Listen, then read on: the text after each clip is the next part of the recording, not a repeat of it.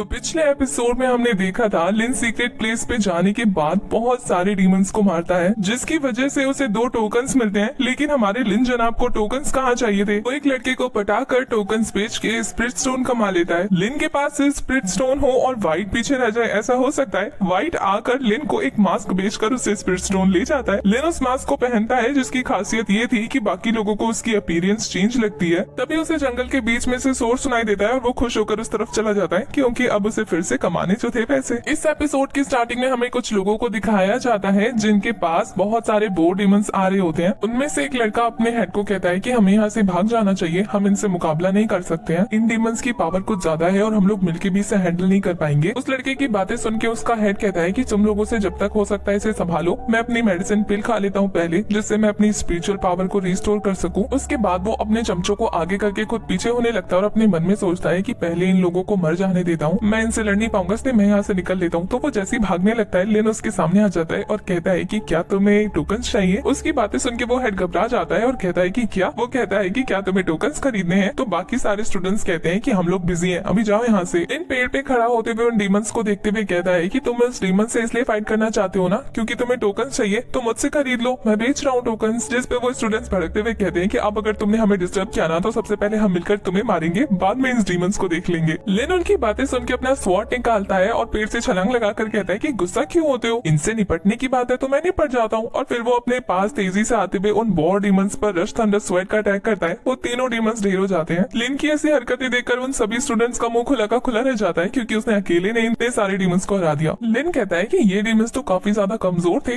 इतने आसानी से मर गए। अब एक काम करता हूँ, मैं इन्हें तुम्हें बेच देता हूँ अगर तुम्हें टोकन चाहिए तो। अगर तुम डीमंस को बुक कराना चाहती हो तो मैं एक डीमंस को बुक करने का 20,000 स्पिरिट स्टोन लूंगा। ये सुनकर तो उन स्टूडेंट्स के और ज्यादा होश उड़ जाते हैं और फिर वो उसे कहते हैं क्या तुम बकवास कर रहे हो? लिन कहता है नहीं, तो वो सभी कहते हैं हम बिजी है, जाओ यहाँ से। पर उनका हेड कहता है कि नहीं, इतने भी ज्यादा बिजी नहीं है, इससे देख के लगता है कि इसके पास ज्यादा पावर नहीं है, तो हम इनसे टोकन छीन सकते हैं। लिन बस खड़े खड़े उनका तमाशा देख रहा था, क्योंकि उन्हें क्या पता लिन क्या चीज है। उनमें से एक बंदा कहता है कि बॉस मुझे लगता है कि ये पावरफुल है, क्योंकि इसने एक साथ 3 बॉर डीमन को हरा दिया। जिस पे उनका हेड कहता है वो तो इस वजह से ना क्योंकि हम उस बॉर डीमन के आसपास थे, तो वो ऑलरेडी कमजोर हो गए थे, इसीलिए इसको ये मौका मिल गया, वरना ये इस लायक नहीं है। एक काम करो, इसको पकड़ो और इसके पास से वो टोकन्स छीन लो। और फिर वो सभी के सभी मिलकर लिन की तरफ आगे बढ़ने लगते हैं। लिन एक स्माइल के साथ पूछता है कि और तुम ये सब कैसे करने वाले हो? जिस पे उनका हेड मुस्कुराते हुए कहता है कि यहाँ का रूल है लाइफ और डेथ, या फिर मार दो या फिर मर जाओ। बेचारा ऐसी बकवास कर ही रहा होता है कि तभी दूर से लिन का उड़ता हुआ मुक्का उसके गाल पे पड़ता है, उसके जबड़े का नक्शा बिगड़ जाता है। बेचारा कई कोस दूर जाकर गिरता है। लिन कहता है कि और भी कुछ कहना है क्या किसी को? और फिर वो उसका टोकन छीन लेता है। ये देखकर बाकी सारे स्टूडेंट्स इतने ज्यादा डर जाते हैं कि उनमें से आधे तो खुद ब खुद घुटने टेक कर उसे अपने आप से टोकन्स दे देते हैं। उनका जो एक साथी बचता है वो अपने दोनों साथियों को ऐसे देखकर काफी ज्यादा डर जाता है। तो लिन उससे कहता है कि क्या तुम्हें फाइट करनी है? वो मना कर देता है, तुम बहुत ज्यादा डिसोबीडियंट हो, जल्दी से टोकन्स निकालो। बेचारा वहाँ से भागने लगता है। लिन उससे कहता है क्या तुम्हें लड़ना है? वो मना करने लगता है। तो लिन कहता है तो फिर टोकन खरीद लो, एक टोकन का 30,000 स्पिरिट स्टोन। ये सुनने के बाद तो वो स्टूडेंट और ज्यादा डरने लगता है। लिन उसे फोर्स करने लगता है खरीदने के लिए, तो एंड में जाकर वो मान जाता है। इससे पहले कि वो टोकन्स खरीद पाता, लिन को झाड़ियों में ज़ेंग दिखता है, जो कि उसे बॉस बॉस बोलकर उसके पीछे पड़ जाता है। लिन उसे देखकर डर जाता है और फिर खुद को संभालते हुए कहता है कि तुम कौन हो और वहाँ क्या कर रहे हो छुपके? मैं तुम्हें नहीं जानता। तो ज़ेंग कहता है अरे बॉस, अब आप प्रिटेंड क्यों कर रहे हैं जैसे कि आप मुझे नहीं जानते? मैं आपका प्यारा छोटा सा भाई, आप भूल गए मुझे, मेरा नाम ज़ेंग है। लिन ऐसे बिहेव करता है जैसे कि वो उसे सच में नहीं जानता। तो ज़ेंग उसके पास आकर उसके कंधे पे हाथ रख के कहता है कि मैंने आपके कपड़े पे निशान बना दिया था, इसलिए मुझे पता है कि ये आप ही हो। लिन कहता है मोटू, तो तुमने ये कांड किया है? वो कहता है सॉरी बॉस, पर मुझे करना पड़ा, आप तो जानते हैं ना, मैं अगर आपको नहीं ढूंढ पाता तो हार जाता।